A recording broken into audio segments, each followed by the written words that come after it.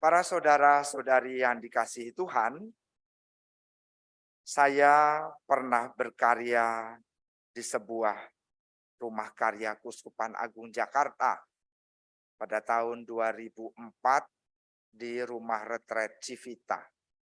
Dan menarik di sana karena setiap hari bisa bertemu dengan orang-orang muda, termasuk rekan-rekan misioner kita ini juga yang orang-orang muda, ya, masa depan kita semua, ya.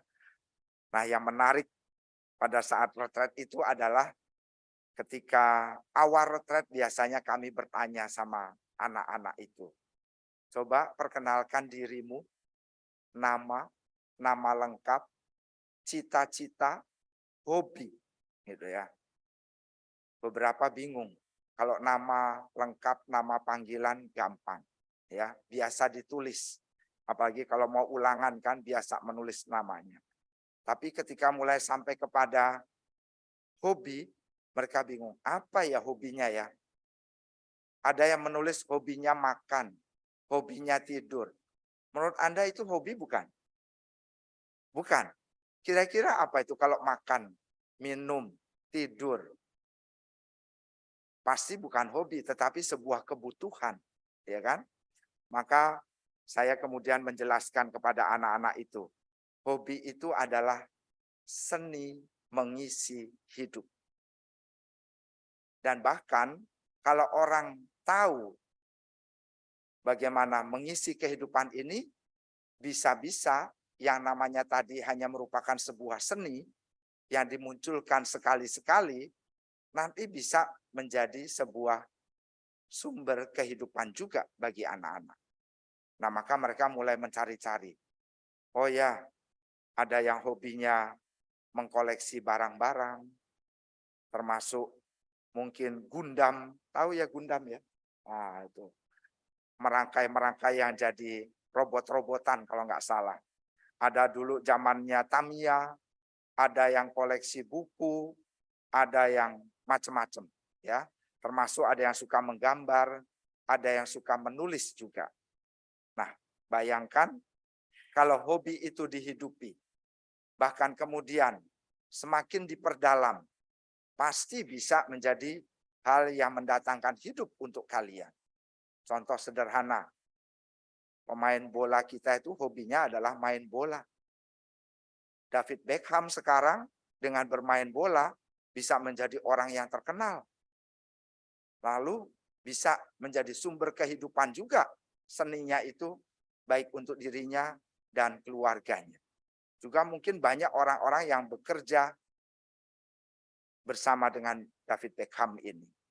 Nah, maka anak-anak mulai kemudian berpikir, apa ya yang mulai menjadi hobi-hobi mereka, dan akhirnya hobi-hobi tersebut saya yakin sampai dengan sekarang kita bisa menemukan banyak orang yang punya hobi-hobi yang semakin antik. Nah, kalau pertanyaan itu diajukan kepada Bapak Ibu semua, maka sampai dengan sekarang ada hobi enggak? Kalau enggak ada hobi, waduh, saya rasa itu menjadi sesuatu yang sangat membosankan. Karena dalam hidup orang tidak punya target. Nah, kalau angkatan yang kumpul sekarang ini adalah mantan-mantan dari sekolah pendidikan guru di Santa Maria, belajarnya sudah bagaimana menjadi guru. Hobinya mengajar. Tapi kalau mengajarnya itu tidak ditekuni, tidak kemudian dikembangkan, kira-kira Anda bisa menjadi guru yang hebat atau enggak? Enggak. Kebanyakan menjadi guru yang biasa, yang akhirnya di hadapan para murid pun juga menjadi guru yang biasa-biasa saja. Nah, maka mungkin ini salah satu hal yang harus kita pikirkan. Kalau kita mau sungguh-sungguh maju, maka apa yang sudah diberikan oleh Tuhan kepada kita harus kemudian dikembangkan. Nah, menarik adalah kalau pada hari ini Yesus memberikan sebuah sabda kepada kita tentang bagaimana orang yang meninggikan diri akan direndahkan, yang merendahkan diri akan ditinggikan. Apa ini hubungannya dengan hobi tadi? Bapak Ibu tahu ya, gereja sampai sekarang bisa bertahan Itu karena apa? Karena mempertahankan hal-hal yang dianggap sepele oleh orang. Dan bahkan kita bisa tahu bagaimana dulu Yesus hidup. Kita bisa tahu bagaimana para murid itu mengalami perjalanan hidup bersama Yesus. Bahkan bagaimana kita tahu para murid itu mengalami pertumbuhan imannya. Karena hobi tadi. Mereka tidak mengabaikan hal-hal yang indah. Mereka tidak membiarkan satu pengalaman hidup pun berjalan begitu saja tanpa makna. Sehingga akhirnya kitab suci bisa hadir di tengah-tengah kita. Dan bahkan bisa menjadi inspirasi bagi banyak orang. Untuk mereka terutama yang mencari Tuhan. Karena orang-orang ini sudah punya pengalaman yang cukup dekat dengan Yesus. Dan bagaimana pengalaman itu mengubah mereka. Dan bagaimana akhirnya mereka sungguh-sungguh ingin membagikan pengalaman itu bersama-sama dengan kita. Maka kita pasti kemudian menjadi orang-orang yang mencari hobi, mencari seni mengisi hidup, tidak asal-asal. Tidak yang sama-sama saja. Termasuk pada hari ini intensinya perayaan Ekaristi ini, mengisi hidup kita ini dengan menghargai apa yang telah terberi. Memberkati museum itu sesuatu yang sungguh-sungguh harus kita pahami sebagai bukan hanya untuk diri kita sendiri. Tetapi apa yang nyata-nyata ada melalui pengalaman hidup kita, mau kita bagikan untuk sesuatu yang ada di masa depan.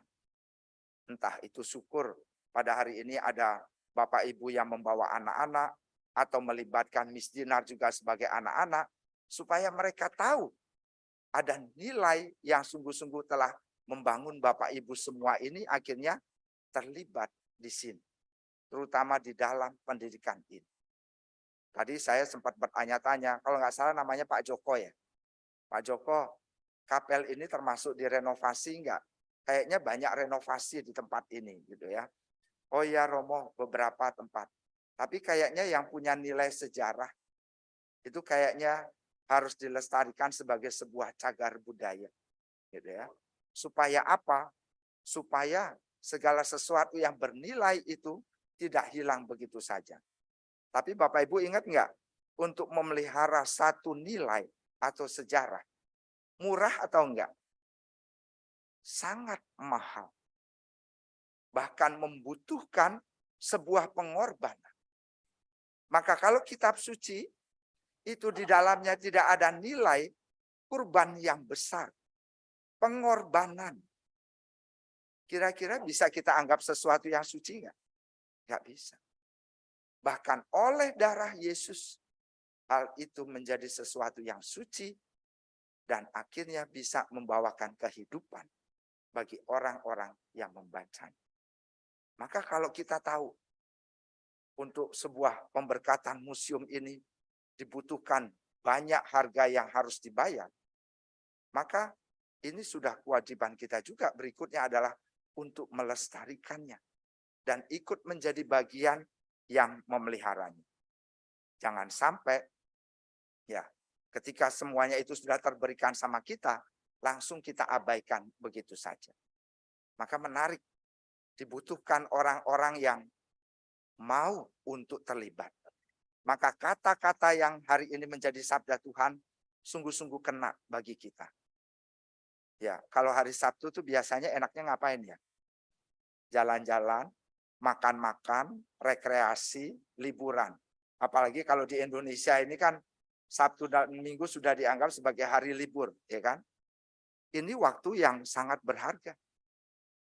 Tapi begitu orang lain tahu dari sekian banyak lulusan, tetapi ada sekian banyak orang yang mengorbankan waktu yang berharga itu untuk demi lestarinya nilai-nilai yang ada di dalam pendidikan di dalam Santa Maria ini, maka itu merupakan sebuah benih yang juga nanti akan berguna untuk menumbuhkan apa yang sudah dimulai pada hari ini. Dan kita tidak tahu bagaimana hasilnya. Tetapi kita yang melakukan ini pasti terinspirasi dengan apa yang dilakukan oleh Yesus dan juga para muridnya. Maka ketika kita sungguh-sungguh mendapatkan sebuah undangan kayak begini dan tidak mengabaikannya, yakinlah bahwa itu adalah panggilan yang sejati dari Tuhan Yesus sendiri. Dan Anda tidak lagi kemudian dibenarkan oleh diri Anda sendiri, langsung kemudian merendahkan. Ya, hanya kami inilah ya yang bisa hadir, terus kemudian mau merendahkan orang lain. Jangan. Karena Yesus memberikan juga perumpamaan 2 orang yang dibenarkan pada hari ini. Tapi kita sungguh-sungguh bisa bersikap seperti para pemungut cukai yang hari ini pulang dengan dibenarkan itu. Ya kami ini kan bukan apa-apa. Kami yang punya waktu, kami yang sempat, kami yang mungkin hanya mempunyai sedikit kasih ini.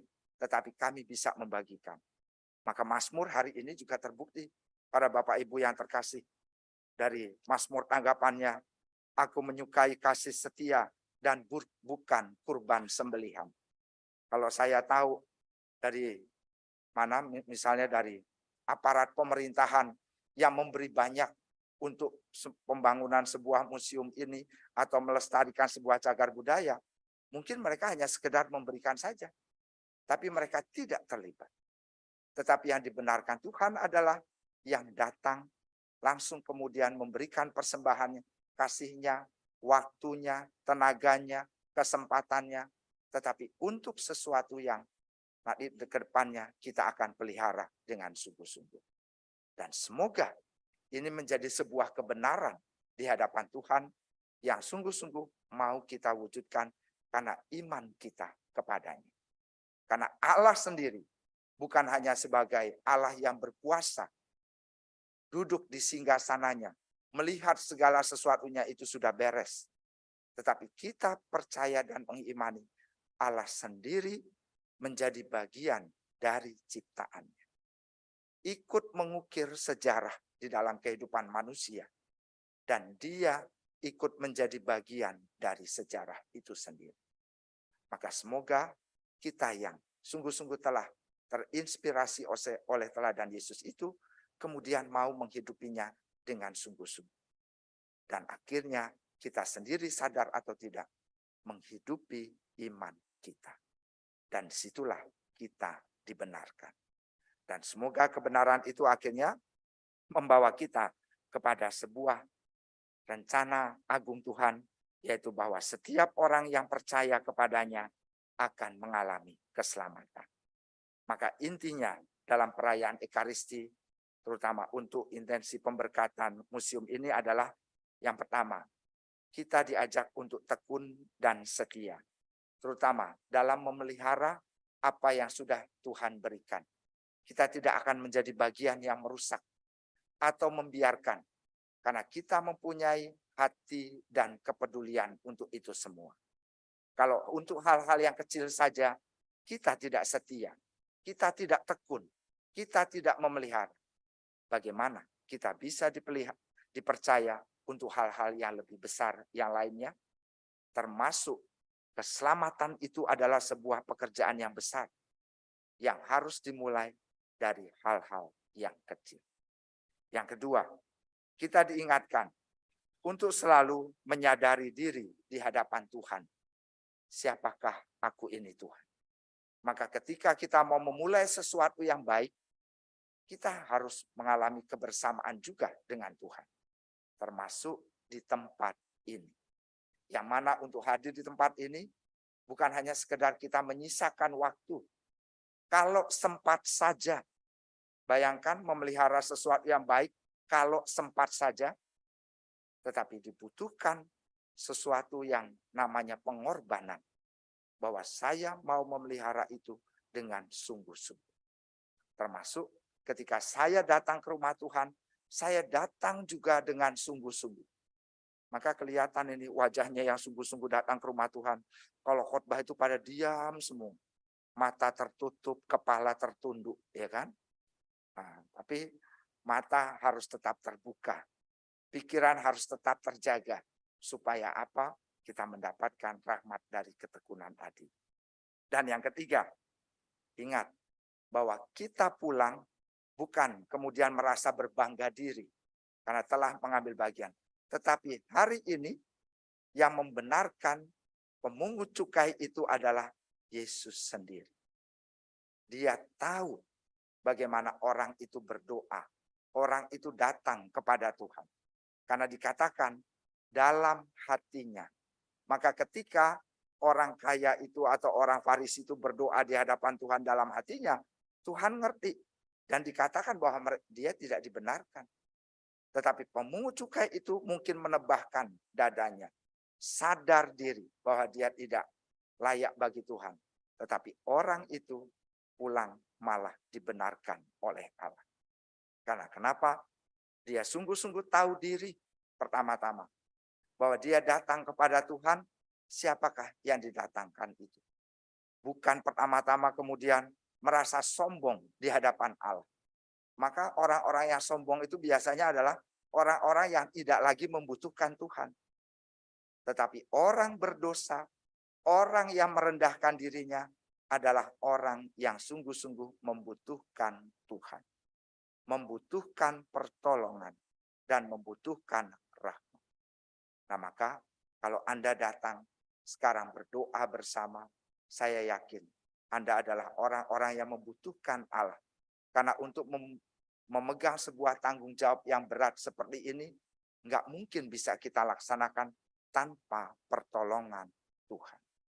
Nah maka mari kita minta dengan sungguh-sungguh, supaya kita yang sudah memulai karya yang baik ini, bersama dengan Tuhan, kita dapat meneruskannya sampai akhir. Itulah tanda orang yang kemudian menghidupi hobinya ini, memelihara hal-hal baik sampai akhir. Dan Tuhan akan membantu kita. Maka rahmat yang kita mohon, kita bersatu hati untuk sesuatu yang menjadi tanggung jawab bersama ini, dan akhirnya Tuhan akan memberikan rahmat yang sungguh-sungguh memampukan kita untuk melakukan itu semua. Dimuliakanlah Allah kini dan sepanjang masa. Amin.